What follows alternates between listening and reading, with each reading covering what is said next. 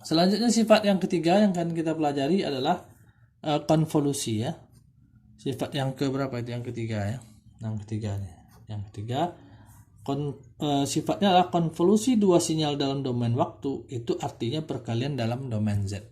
Jadi konvolusi, saya tuliskan sini, konvolusi dua sinyal dalam domain waktu atau domain N ya. N itu adalah berarti sama dengan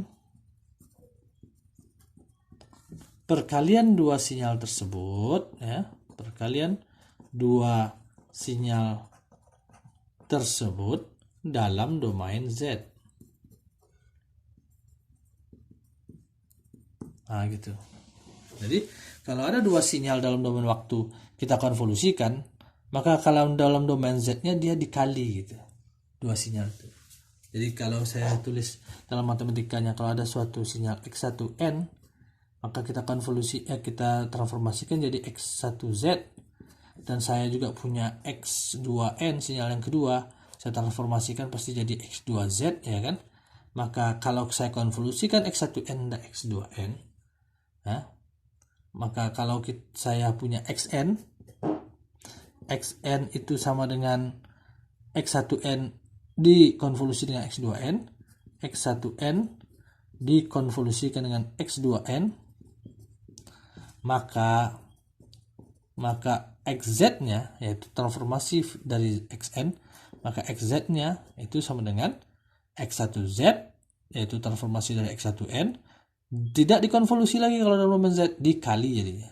Jadi X1Z dikali, tidak konvolusi lagi. Jadi konvolusi dalam domain waktu berubah jadi dari perkalian kan, tadi kan disebutkan dalam soal ini.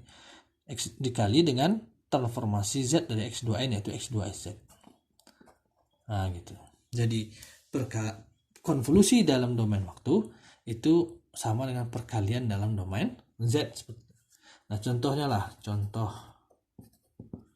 misal ada dua sinyal namanya X1N. X1N tuh dia punya nilai 1, min 2, 1 gitu. Nolnya di sini gitu ya. Dan X2N ya, X2N sinyal yang kedua itu nilainya adalah 1 untuk N besar sama dengan 0 sampai 5 dan 0 lainnya. Nah gitu. Maka kita bisa mengetahui bahwa X1N itu dengan contoh soal yang dulu kita bisa mengetahui bahwa X1Z-nya gimana hasilnya kalau yang seperti ini. X1Z-nya seperti apa? Ya, X1Z itu dengan cara soal yang dulu kita sudah mengetahui bahwa kalau di nolnya 1 maka dia nilainya 1, karena ini min jadi min 2 Z pangkat min 1 dulu, kemudian ini karena nilai positif ditambah 1 dikali Z pangkat min 2. Itulah transformasi Z daripada X1N. Kalau kalian lupa, lihat lagi contoh soal yang saya bahas pada minggu yang lalu ya, cara mentransformasi Z kan suatu deret seperti itu. Nah sekarang X2Z nya gimana?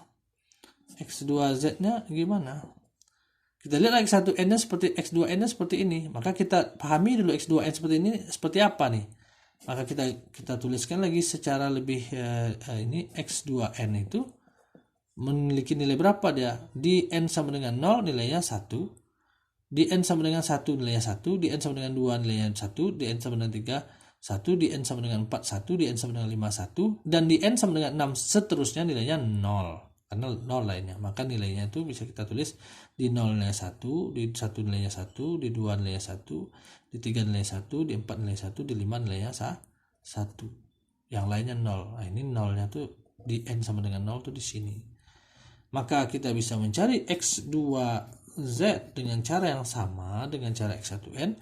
Maka ini 0 di sini berarti 1 ditambah ini 1 kali Z pangkat min 1, Z pangkat min 1 ditambah ini 1 dikali Z pangkat min 2. Saya tidak tulis satunya karena tidak perlu tulis.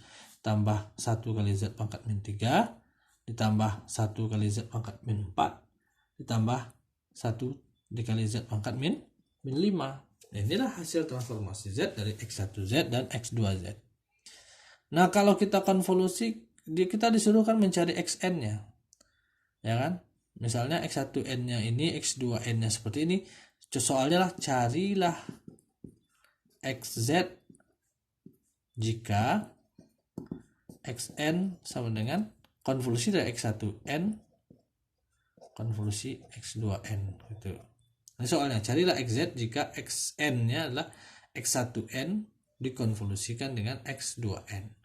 Maka Xn tadi saya tulis sama dengan X1N yang dikonvolusi dengan X2N. Ya. Atau artinya apa? XZ-nya adalah X1Z yang dikali dengan X2Z gitu. Sama dengan masukkan oleh X1Z ini 1 kurang 2Z pangkat min 1 tambah Z pangkat min 2 dikali dengan ini 1 tambah Z pangkat min 1 tambah Z pangkat min 2 tambah Z pangkat min 3 tambah Z pangkat min 4 tambah Z pangkat min 5 gitu. Maka kita kalikan aja satu per satu ya. Ini kali ini kali ini kali ini kali ini kali ini kali ini kemudian ini kali ini kali ini kali ini kali ini kali ini banyak nih. Jadi 1 kali 1 1 kali 1 jadi hasilnya XZ sama dengan 1 kali 1 1 1 kali Z pangkat min 1 tambah Z pangkat min 1 tambah Z pangkat min 2 tambah Z pangkat min 3 ditambah Z pangkat min 4 1 dikali Z pangkat min 5 tambah Z pangkat min 5. Selesai perkalian 1 dengan ini. Sekarang perkalian min 2Z pangkat min 1 ke sini semuanya. Dia menjadi apa? Min. Berarti dia akan selalu menghasilkan min, kan ini positif di sini. Min 2Z pangkat min 1 kali 1 2Z pangkat min 1 dikurang lagi min lagi 2Z pangkat min 1 kali Z pangkat min 1 2Z pangkat min 2 2Z pangkat min 2 2Z pangkat min 1 kali Z pangkat min 2 jadi min 2Z pangkat min 3 2Z pangkat min 1 dikali Z pangkat min 3 jadi min 2Z pangkat min 4 dikurang lagi 2Z pangkat min 5 dikurang lagi 2Z pangkat min 1 kali Z pangkat min 5 jadi min 2Z pangkat min 6 ya kan. Kemudian yang ini lagi kita kalikan Z pangkat min 2 ke sini seluruhnya. Karena positif maka saya lakukan positif. Z pangkat min 2 kali 1 Z pangkat min 2 Z pangkat min 2 kali Z pangkat min 1 jadi Z pangkat min 2 kali 1 Z pangkat min 2 Z pangkat min 2 kali Z pangkat min 1 Z pangkat min 3 kita teruskan saja tambah Z pangkat min 4 ditambah Z pangkat min 5 tambah Z pangkat min 6 ya kan. Terakhir Z pangkat min 2 kali Z pangkat min 5 itu tambah Z pangkat min 7. Nah, ya kan? Ini hasilnya. Dari sini kita bisa melakukan manipulasi. Lihat nih Z pangkat min 1-nya ada ini Z pangkat min 1. Ini min 2Z pangkat min 1. Kemudian di sini ada lagi Z pangkatnya Z di mana yang bisa kita coret gitu. Maksud saya kita cari di sini mana Z nilainya yang bisa kita coret gitu. Kita lihat di sini kalau Z pangkat min 2 di sini positif. Di sini juga ada min 2Z pangkat min 2. Di sini juga ada Z pangkat min 2. Jadi Z pangkat min 2 Z pangkat min 2 tambah nih. Jadi 2Z pangkat min 2. Maka bisa menghilangkan min 2Z pangkat min 2 di sini. Jadi ini dicoret, ini dicoret, ini dicoret. Karena Z pangkat 3, min 3. Z pangkat min 3 ada di sini, Z pangkat min 3 ada di sini. Karena plus, maka 2Z pangkat min 3 penjumlahannya, dia bisa menghilangkan 2 pangkat Z pangkat min 3, min 2 di sini. Jadi min 2 hilang di sini. Kita lihat lagi pangkat 4 juga begitu. Min 4 ini sama, bisa menghilangkan bagian di sini. Bisa hilang. Pangkat 5 juga bisa Z pangkat 5 Z pangkat min 5 Z pangkat min 5 Z pangkat min 5 bisa menghilangkan min 2 Z pangkat min 5. Jadi ini hilang ini hilang ya, sehingga yang lain tidak ada lagi yang bisa dihilangkan. Yang bisa dihilangkan lah ini Z pangkat min 1, ini min 2 Z pangkat min 1. Z pangkat min 1 dikurang 2 Z pangkat min 1 jadi Z pangkat min 1 kan. Jadi hasilnya lah 1. Ini dengan ini hasilnya kurang Z pangkat min 1.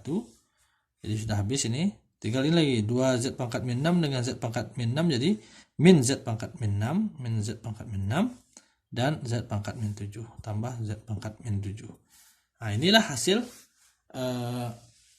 transformasi Z daripada XZ-nya. Kita cari XZ daripada XN, yang lupa XN itu adalah konvolusi dalam domain waktu. Kita jadikan cari XZ-nya adalah transformasi adalah perkalian dalam domain Z. Kita dapatkan XZ-nya. Sekarang kalau kita mau mencari apakah hasil konvolusi X1N dengan X2N, kita dengan mudah bisa mentransformasi inverse balik lagi ini. Ya, maka XN bisa kita tahu dengan cara yang sama dengan tadi ini, bahwa kalau dia nilainya 1 ini 1 min 2 ya min 2 Z pangkat min 1 ya Z pangkat min 2. Maka kalau ini berarti kita bisa ketahui bahwa XN dalam XN-nya ini 1 berarti nilainya 1 di 0. Kemudian min Z pangkat min 1 berarti min 1 nilainya di sini di 1, dan di sini adalah Z pangkat min 2 nilainya tidak ada, bahkan 0. Z pangkat min 3 tidak ada nilainya, bahkan 0. Z pangkat min 4 tidak ada 0. Z pangkat min 5 tidak ada 0. Z pangkat min 6 ada nilainya, berarti min 1. Dan Z pangkat min 7 nilainya plus 1. Bukan, tidak tulis plusnya. Jadi ini hasilnya XN-nya. Konvolusi daripada X1N dan X2N, inilah hasilnya. Jadi kita tidak perlu melakukan konvolusi ini dengan X1N dengan X2N yang cukup rumit. Antara ini dengan ini nanti cukup rumit, cukup panjang caranya. Tinggal kita ubah saja dia masing-masing dalam transformasi Z jadi X1Z dan X2Z. Kemudian kita kalikan, dapat XZ-nya. Maka kita balikkan dia ke dalam domain waktu, maka dapatlah XN-nya. Jadi kita tidak perlu mengkonvolusikan X1N dan X2N dengan jalan yang cukup panjang. Tinggal kita mengubahnya masing-masing ke Z, dikalikan, maka setelah itu kita ubah ke N, ke waktu. Jadi dapatlah hasil konvolusi X1N dengan X2N, yaitu XN ini dia. Ya. Jadi itu fungsi sifat daripada konvolusi ini, kita lebih menyederhanakan dalam perhitungan dalam domain waktu. Jadi kalau rumit perhitungan dalam domain waktu, yaitu konvolusi suatu data yang panjang, maka kita bisa selesaikan dalam transformasi Z dengan menggunakan sifat konvolusi ini. Saya rasa sampai di sini perkuliahan kita. Materi kita untuk sinyal dan sistem ini sudah habis. Akan tapi kita masih ada menyelesaikan kuliah kita yang akan saya beritahu pada pada mungkin 2 hari ke depan. Terima kasih. Assalamualaikum warahmatullahi wabarakatuh.